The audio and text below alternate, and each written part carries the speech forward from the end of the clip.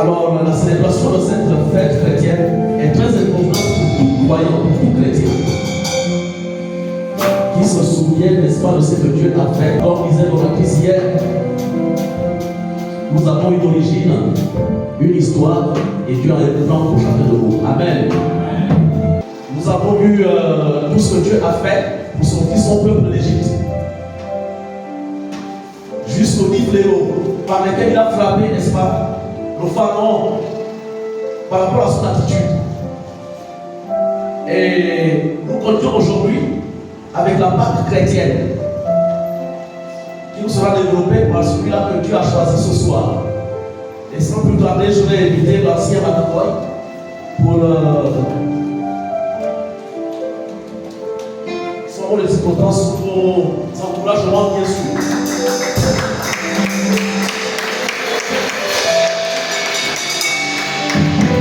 Bonsoir à tous. Nous allons continuer notre séminaire qui a commencé hier. Et je peux déjà dire que les célébrations de la Pâque juive et celle de la Pâque chrétienne sont un tout petit peu différentes, même si la Pâque chrétienne tire son origine de la Pâque juive.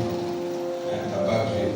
Donc hier nous avons abondamment parlé de cette Pâque-là juive et nous avons vu qu'elle commémore la sortie du peuple d'Israël d'Égypte.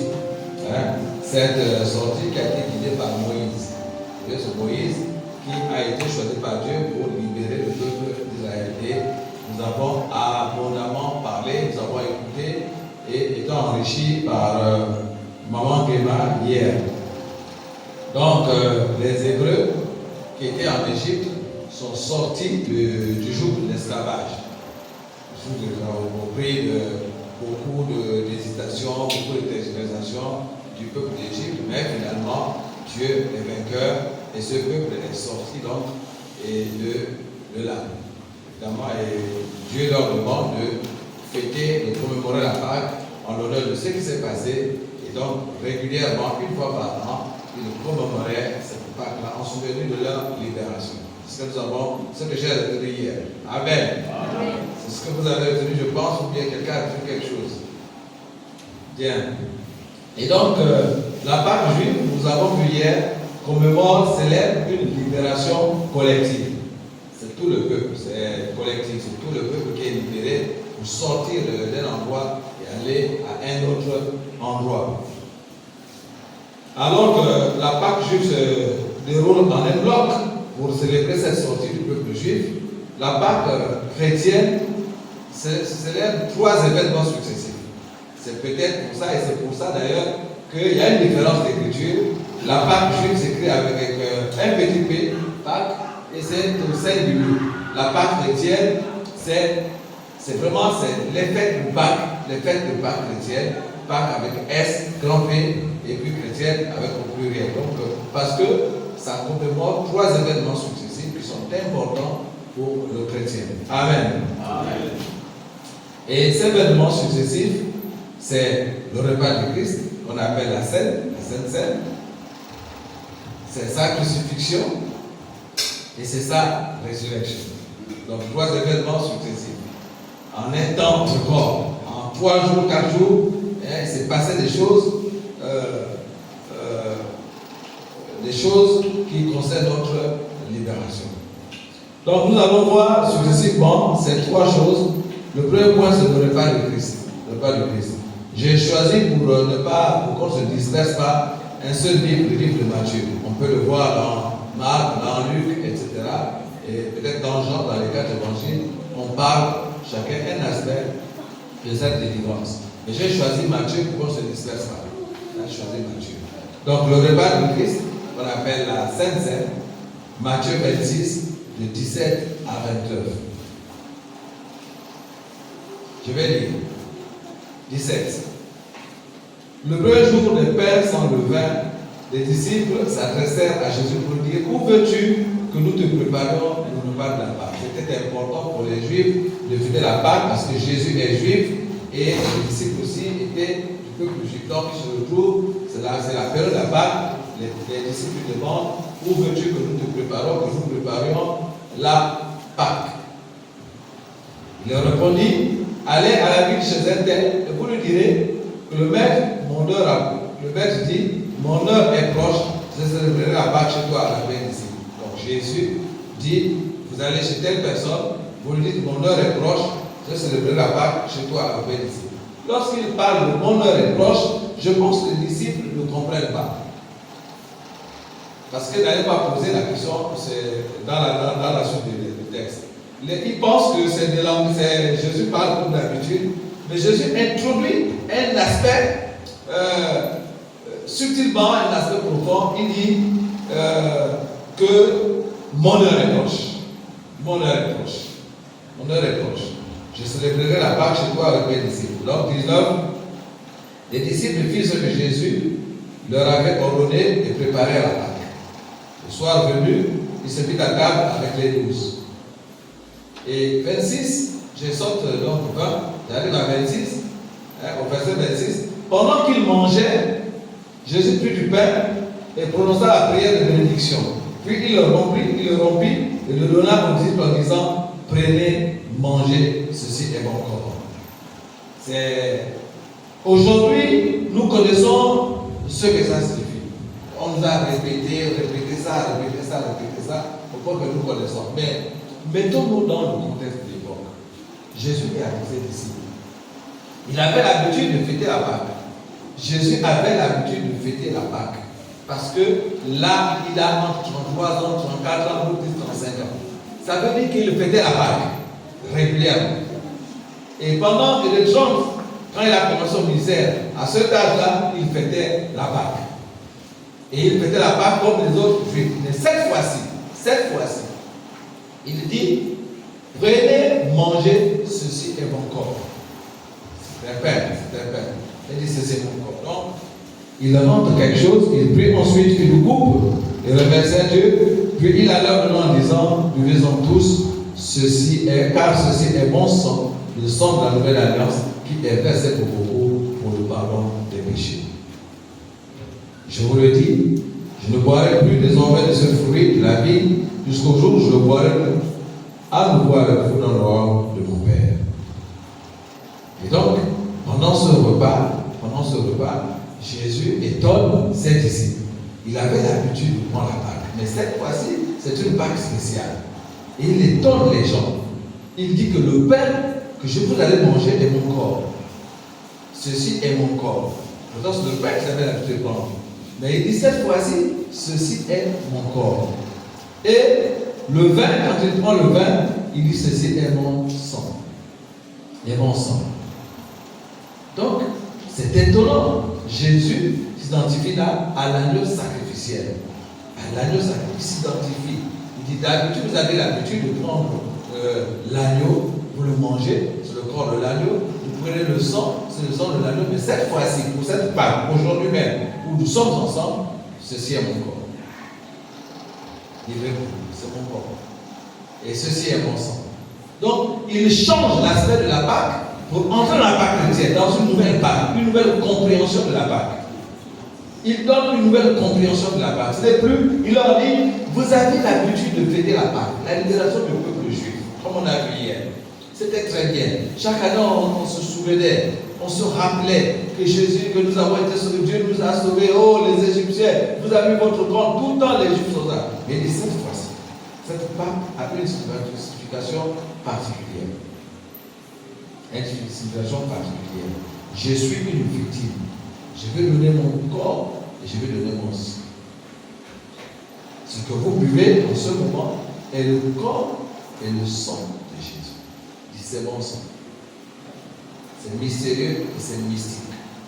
D'ailleurs, quand vous allez à l'église catholique, ils appellent la communion là le corps mystique de Jésus. C'est pas faux. C'est pas faux parce que c'est mystique. Ce qui est mystique, c'est ce qui est profondément spirituel. Ce qui est profondément spirituel. Ce que vos oreilles écoutent, ce que vos yeux voient, ce n'est pas la réalité spirituelle. Il dit, vous voyez un pain, vous voyez du vin, mais ceci est mon corps. Ceci est mon sang. Il s'identifie donc à l'agneau sacrificiel. L'agneau qui a été sacrifié pour la sortie du peuple d'Égypte. Mais cette fois-ci, c'est vous, je suis l'agneau pascal, l'agneau qui a été sacrifié pour vous. Je suis une victime innocente. Et hier, Maman Guéma nous a parlé de cette bête que l'on prenait, qui était innocente, qu'on a attachée là pendant longtemps. Parce qu'on va la tuer, on va la manger. Et pendant ce temps, on la fait souffrir. Parce que ce n'est pas le même jour qu'on l'a attrapée qu'on la tue. On laisse pendant un temps. Elle est innocente. Et Jésus dit, je suis la victime innocente, sacrifiée pour racheter le péché des hommes. Donc, le repas fait partie de la Pâque. Ce repas est un repas mystique. Il est mystique. Il ne faut pas que les chrétiens aient peur de parler, d'utiliser les termes. Il est mystique parce qu'il est profondément spirituel. Amen. Amen. Il est mystique, il est profondément mystique. Il est profondément mystique. Et Jésus est mystérieux. Toi, le chrétien, tu es mystérieux, tu es mystique. Mystérieux, mais tu es mystique. Parce que tu parles des choses et tu fais des choses que l'œil naturel ne peut pas voir, que l'oreille naturelle ne peut pas entendre. C'est des choses qui viennent au profond de toi et qui sont spirituelles. Amen. Donc, c'est la première partie. C'est donc le repas du Seigneur qu'on appelle la Sainte Seine. Et nous prenons désormais régulièrement la Sainte Seine. Et puis, deuxièmement, la crucifixion. Après cette Sainte Seine, Jésus va être crucifié. Nous lisons Matthieu 27, de 32 à 51, c'est trop long, mais je vais lire quelques aspects. Lorsqu'ils sortirent, ils rencontrèrent un homme de Cyrène, Matthieu 27, 32 à 51. Un homme de Cyrène appelé Simon et le forçait à porter la croix de Jésus. Arrivé à un endroit appelé Golgotha, ce qui signifie Dieu du crâne, ils lui donnèrent à boire du vinaigre mêlé de fiel. Mais quand il eut goûté, il ne voulut pas boire.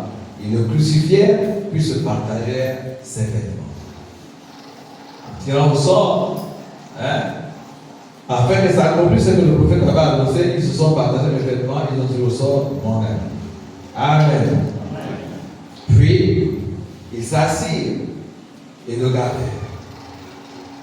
Ils ont pris Jésus, ils ont amené, ils ont crucifié et ils sont assis, ils le gardent. Ils gardent quelqu'un qu'ils ont crucifié. Pour indiquer le motif de sa condamnation, on écrivait de sa tête, celui-ci est Jésus, le roi des Juifs. Avec lui, fut crucifié l'un et l'autre, deux personnes. Vous savez ça. Et donc, les passants l'insultaient et tout, etc. Je continue. De midi 45. Donc, de midi jusqu'à 3h d'après-midi, il y eut des ténèbres sur tout le pays. Vers 3h d'après-midi, Jésus s'écria d'une voix forte, Élie, lama sabachthani. C'est-à-dire, mon Dieu, pourquoi m'as-tu abandonné? Et quelques-uns de ceux qui étaient là disaient, bon, voilà, je continue. Et puis, c'est quand Jésus poussa de nouveau un grand cri et rendit l'esprit. Et voici que le voile du temple se déchira en deux, depuis le haut du bas, depuis le haut jusqu'en bas, la terre trembla, les rochers se fendirent. Amen. Donc, nous voyons dans ce texte que finalement, il est crucifié. Là, dans le premier point, il parle des choses. Il dit, ceci est mon corps, ceci est mon sang qui est livré. C'est des symboles. Les gens l'écoutent et ils pensent que c'est des symboles. Ils écoutent, ils sont là. Ils disent ça, c'est vrai. Mais ils boivent quand même et ils mangent. Et puis, ils partent et on arrête Jésus. On arrête Jésus et puis on le crucifie. Donc le sang de Jésus est versé. Il est versé. Son corps est versé. Son sang coule. Et là, il ne s'agit plus de symbole, n'est-ce pas? Tout à l'heure, il a parlé de symbole. Mais là, il ne s'agit plus de symbole, il s'agit de la réalité. Jésus est effectivement crucifié. Ce qu'il a dit tout à l'heure, à la scène, et s'accomplit à la croix, il est crucifié. C'est la réalité de la crucifixion. Il est crucifié. Et là, son sang coule et son corps est présent. À la place donc des agneaux qu'on a vu hier, quand on immolait chaque année, on prenait l'agneau, on immolait, on prenait l'agneau chaque année. Cette fois-ci, Jésus donne sa vie une fois pour toutes. Son corps.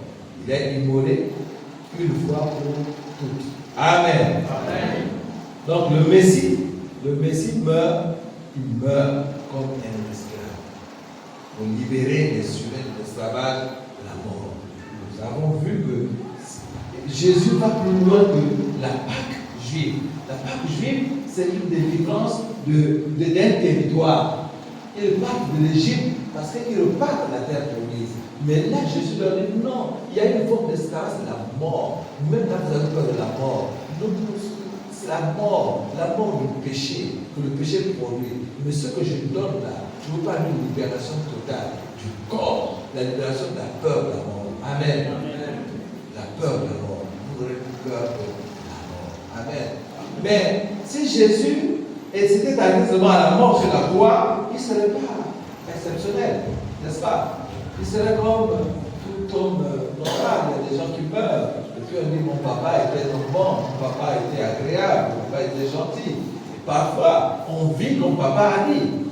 Hein? Moi, je vis avec les conseils de mon père, étant mort. Donc, vous pouvez vivre aussi avec les conseils de Jésus, étant mort. Hein? Si ça s'arrêtait là, et Jésus allait être un mort comme tous les autres. On a dit qu'il est mort, mais nous avons donné le conseil, il était gentil, il était bon, il est bien. Hein? N'est-ce pas? Mais Jésus, il y a une troisième phase de la Pâque qui est la résurrection. Amen. Amen. La résurrection. C'est Matthieu 28, de 1 à 10. Si quelqu'un peut lire. Quelqu'un peut lire Matthieu 28, de 1 à 10.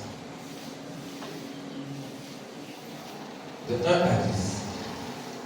Si quelqu'un a une Bible sur l'ordinateur, vous voyez. Matthieu 28, verset 1 à 10, il est dit.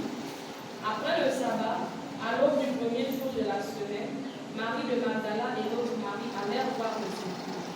Et voici, il y eut un grand tremblement de terre, car un ange du Seigneur descendit du ciel, vint rouler la pierre et s'assit dessus. Son aspect était comme l'éclair et son vêtement blanc comme la neige. Les gardes tremblèrent de peur et devinrent comme morts. Mais l'ange prit la parole et dit aux femmes, pour vous, ne craignez pas. Car je sais que vous cherchez Jésus qui a été crucifié. Il n'est point ici, il est ressuscité comme il l'avait dit. Venez, voyez le lieu où il était couché. Et allez promptement dire à ses disciples qu'il est ressuscité des morts. Et voici, il vous précède en Galilée. C'est là que vous le verrez. Voici, je vous l'ai dit. Elles s'éloignèrent promptement du sépulcre avec crainte et avec une grande joie. Et elles coururent porter la nouvelle aux disciples. Verset 9. Et voici, Jésus vint à leur rencontre et dit, je vous salue. Elles s'approchèrent pour saisir ses pieds et elles se prosternèrent devant lui. Verset 10. Alors Jésus leur dit, ne craignez pas, allez dire à mes frères de se rendre en Galilée, c'est là qu'ils me verront. Amen. Amen. Amen. Amen. Alors nous sommes dans la phase qui nous concerne, nous sommes dans la résurrection de Jésus. La résurrection de Jésus. Il faut lire et relire ce passage. Parfois, quand je lis ce passage, je relis et je me dis, je suis là, ce jour, je suis un juif dans cette période. Là, aujourd'hui, parce que nous comprenons beaucoup, nous nous a enseigné. Mais imaginez en ce moment, les femmes vont au tombeau, ils arrivent, il y a un tremblement de terre, il y a quelque chose de spécial qui se passe. Et puis, on dit que Jésus est ressuscité. Jésus est ressuscité. Donc, la Pâque chrétienne ne s'arrête pas à la mort de Jésus. La Pâque chrétienne, Jésus ressuscite. Amen. Amen. Jésus ressuscite. Il donne la victoire de l'homme sur la mort.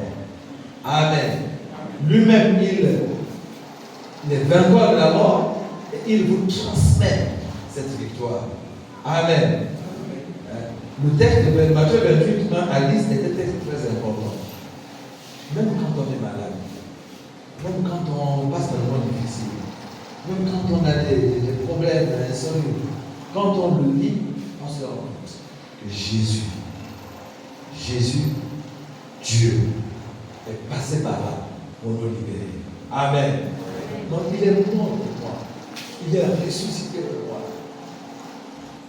Avant ça, il est passé par un moment difficile. On le transporte à la croix. On le brise, on le transperce. Il va dans le tombeau. Mais il est ressuscité. Amen. Il est ressuscité. C'est une délivrance totale. Donc désormais, Pâques prend une autre signification. Pâques prend une autre signification. C'est la délivrance totale au chrétien. Amen. C'est la délivrance totale.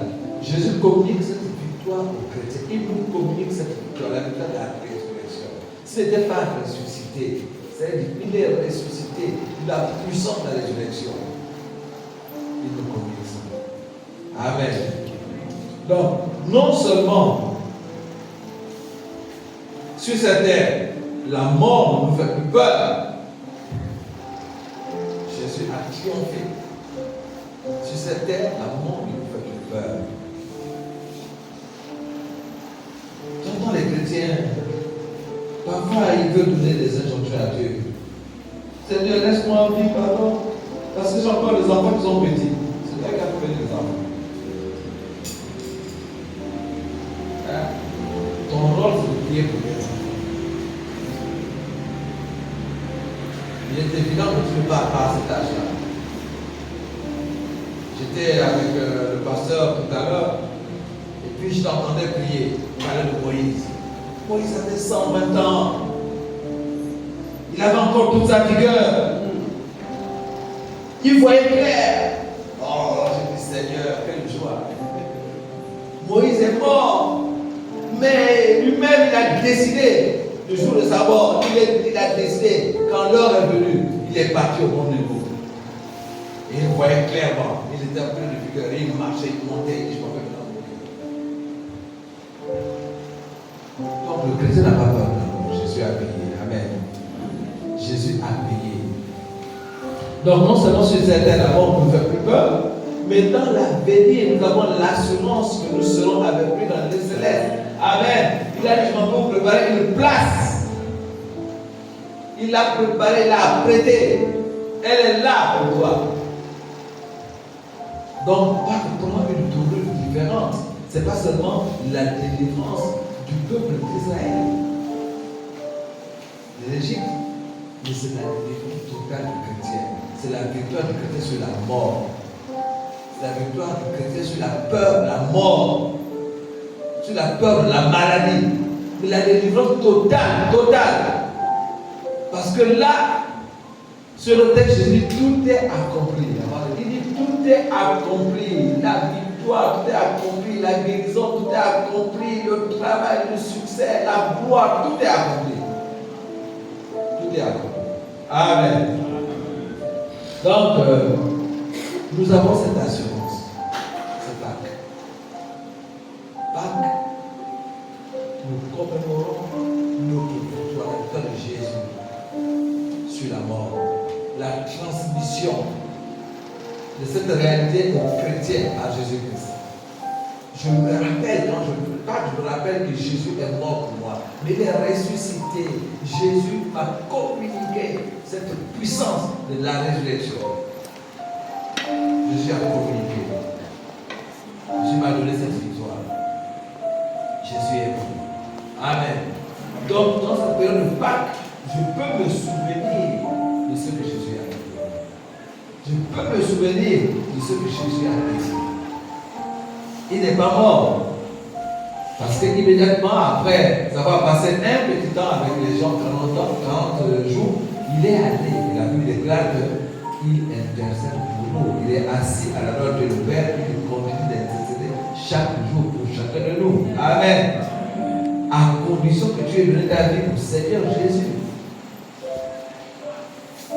Si tu as donné ta vie à Jésus comme Seigneur et Sauveur, tu as donné ta vie, tu es chrétien. Pas le nom, mais tu es chrétien, tu le sens, tu as donné ta vie, alors la Pâque chrétienne te concerne. Amen. la Pâque est indépendante. Elle est actuelle. Cette fête est d'actualité parce qu'elle montre que, paradoxalement, c'est dans l'état crucifié que Jésus révèle la force de Dieu. Amen. C'est dans l'état crucifié. Et j'étais hier d'accord avec Maman Clémence quand elle a dit que parfois Dieu peut laisser pour te voir vaincre. Il veut voir ton oppresseur augmenter la leur. Parce que quand la délivrance viendra, l'oppresseur est complètement amoindri. Complètement amoindri. Et Jésus est grand. Alors, elle est d'actualité cette fête parce qu'elle montre qu'en étant crucifié, Jésus révèle la force de Dieu et que la vie l'emporte sur la mort. Amen. La vie, nous sommes vivants. Nous sommes vivants. Même si tu meurs, tu dors, on appelle le corps qui parle. Tu es vivant. Amen. Tu es vivant. Alors, 1 Corinthiens 1,18, ça c'est Paul. Lorsque Paul va examiner les Écritures, lorsque Paul va être amené dans une dimension spirituelle, lorsque Paul réfléchit, alors qu'il écrit aux Corinthiens, il parle que le message de la croix est une folie. Il dit le message de la croix est une folie pour ceux qui écoutent encore. Parce que comment Jésus est passé, c'est ça le problème avec les musulmans. Comment vous dites que Jésus est mort? Mais comment Dieu, mais vous dites encore qu'il est Dieu. Comment Dieu peut mourir sur la croix?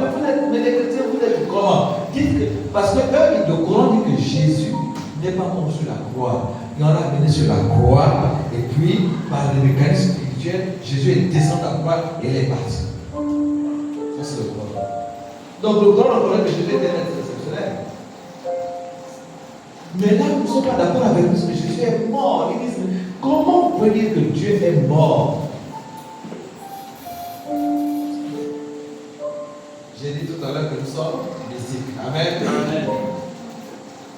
Les choses mystiques ne se comprennent pas avec la logique humaine. Amen. Donc, Paul, quand il écrit aux Corinthiens, 1 Corinthiens 1,18, il dit que le message de la croix est une folie pour ceux qui une folie. Mais frères et sœurs, Christ est ressuscité. Amen. Christ est ressuscité. Et le chrétien, c'est-à-dire celui qui donne sa vie à Jésus, celui qui donne sa vie à Jésus, véritablement, il est ressuscité pour une nouvelle vie. Amen. Amen. Amen. Il est ressuscité pour une nouvelle vie. C'est ce que, d'ailleurs, nos frères, nos sœurs, les chrétiens, nos sœurs qui vont passer par le baptême, ils sont déjà chrétiens. S'ils meurent, ils sont sauvés. Mais il y a un témoignage chrétien par le baptême, qui est le témoignage d'une conscience pure. Et donc, voir que quand le pasteur va prendre l'un de vous, de ceux qui vont passer par le baptême, il amène, il plonge totalement. Ça veut dire quoi? Je meurs avec Christ. Je meurs avec Christ. En entrant dans le total. Et quand je le sors, je ressuscite avec Christ. Pour une nouvelle vie. Amen. Amen. Amen. Amen. Alors, Christ est ressuscité. Voici la Pâque. Christ est ressuscité. Demain, je n'ai pas vu je ne suis pas sur le volet du sang, parce que demain, c'est une autre prédication sur le sang, la sanctification du sang, etc., l'importance du sang. Mais je veux seulement que ce soir, on nous rende compte que Jésus est ressuscité. Troisième, la scène où il explique. Et puis, il se met en pratique à la croix. C'est la mise en pratique. C'est ceux qui vont être reconnaissants. D'abord les coups, et puis la mise en pratique. Et puis l'examen. Jésus passe donc par, il explique. Le repas, pour le repas, il explique. Après, il passe la mise en pratique. Là où nous ne comprenons pas, on se demande, je suis chrétien, je suis chrétien, je suis chrétien. Ça, c'est l'explication, je suis chrétien.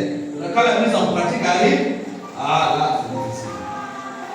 Donc, il fait la mise en pratique, et puis maintenant, il est noté par Dieu, il sort. Le ressuscité. Amen. Amen. Amen. Alors, nous allons prier. Nous allons prier. Et nous avons vu la Pâque chrétienne qui s'écrit avec au pluriel parce qu'il y a des phases. Nous avons vu les 3 phases.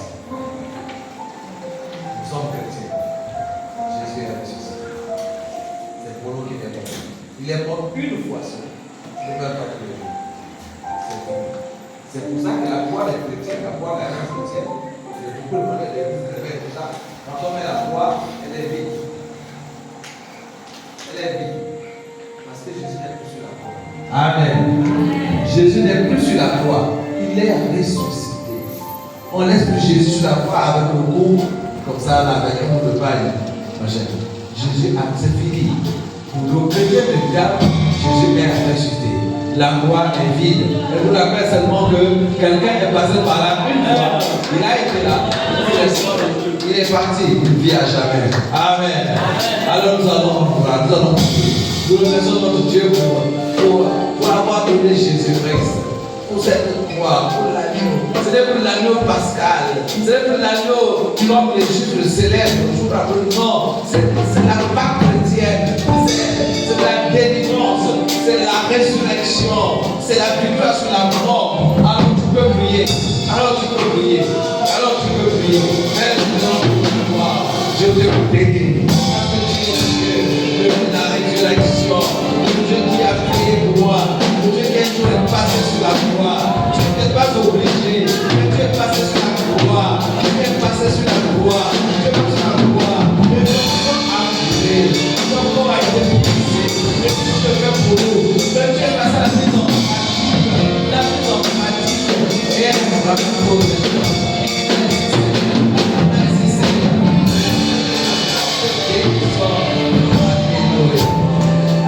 Jésus est ressuscité. Jésus est ressuscité. Donc tu es ressuscité. Tu es ressuscité. Tu es ressuscité. Jésus est ressuscité sans blessure. Il a les marques. Il a les marques. On voit les marques. Mais il n'est plus.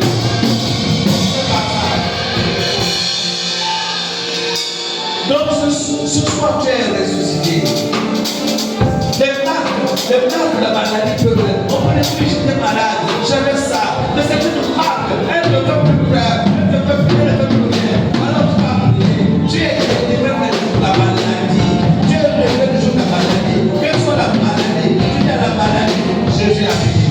Donc la croix de Jésus, ni à la maladie, ni à mon problème. Jésus est mort. Tu ne sais peut-être pas. Et je te dis qu'aujourd'hui, Jésus est mort. Voici la croix de Jésus. Il est ressuscité. Et tu es ressuscité avec lui.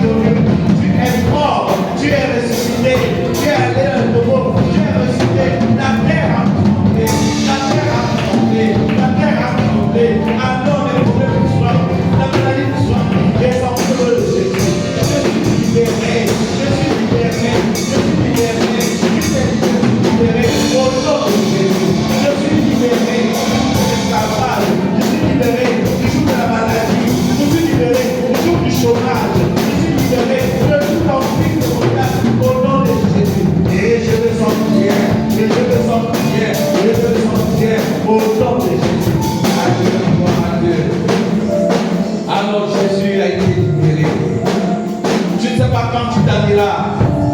Tu as eu ta de la place. Et Dieu, Seigneur, ne me recule plus. J'avance avec toi. J'avance jusqu'à la mort. J'avance. Je ne pourrais pas, mais j'avance jusqu'au jour où je me prends avec toi. J'avance pour être un témoignage vivant. Prie le Seigneur. Non, je veux être un témoignage. Je veux être un témoignage. Témoigner.